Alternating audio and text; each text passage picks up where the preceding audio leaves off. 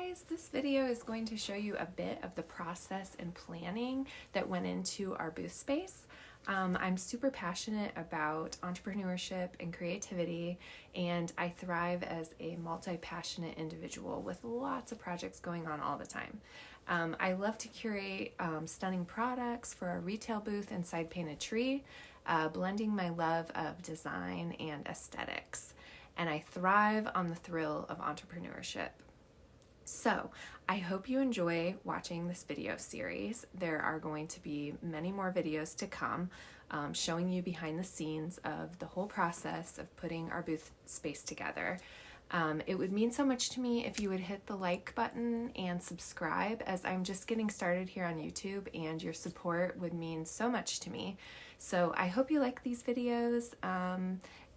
Give me a comment if you'd like, and enjoy. So as you know, I love to go antiquing, and when we found out that we were getting a booth space at Painted Tree, I knew that I wanted to incorporate some older thrifted finds into our space. So we had gone to an antique store up in Michigan, and we did find a couple things that kind of got our booth space and like what it was going to look like started. So here are those items that we found on our trip, and I will do more videos on how we styled them and how we upcycled them into display pieces for our jewelry.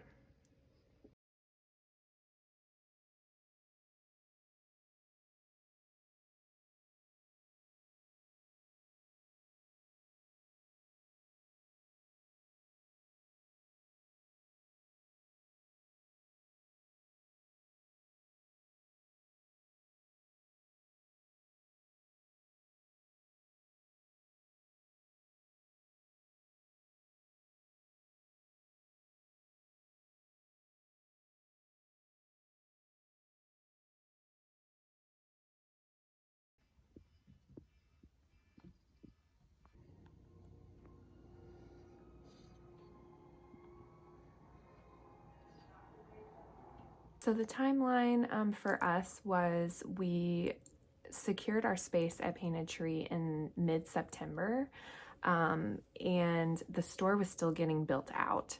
So they told us that they were planning to open between November and December.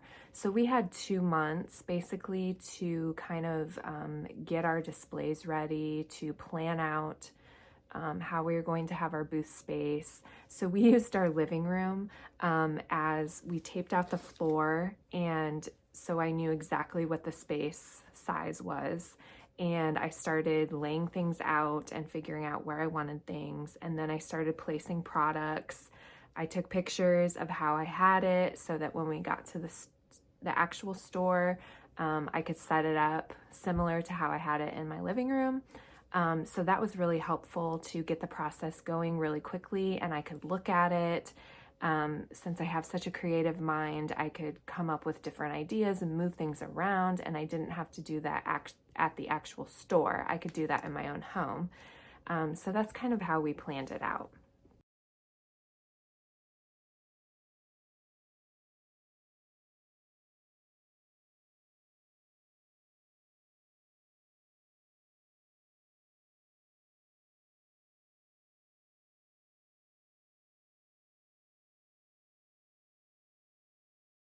Now, the store didn't actually open in November like they said it might, so we were ready to go in November.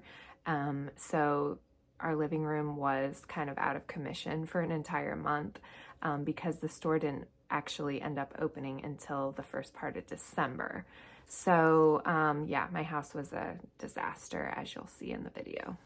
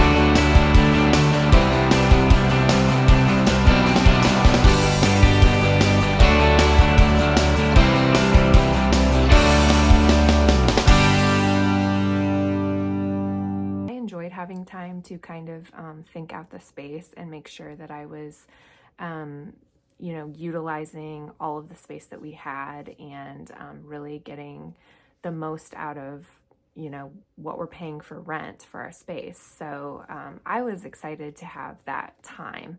Now, if you're going into an existing painted or an existing store, you probably don't have that luxury, because once you sign the contract to start renting the booth, that's when it starts. And so, and you kind of have to bring your things in when people are shopping. And so we had the luxury of going into a new space where nobody was in there shopping when we got to actually set up our space. So that was really nice.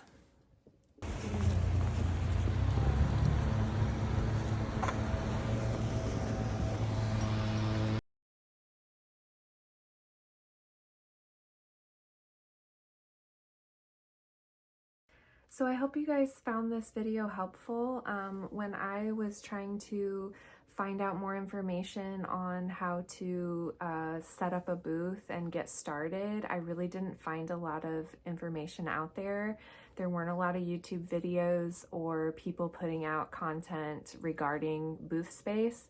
So that is why I created this channel and why I wanted to help other small business owners kind of know the process and know what it takes to set up. I'm not an expert, but I have learned a lot along the way. So I wanted to share that with you, and hopefully you find it helpful. And if you could like and subscribe, that would mean so much to me. And thanks for watching.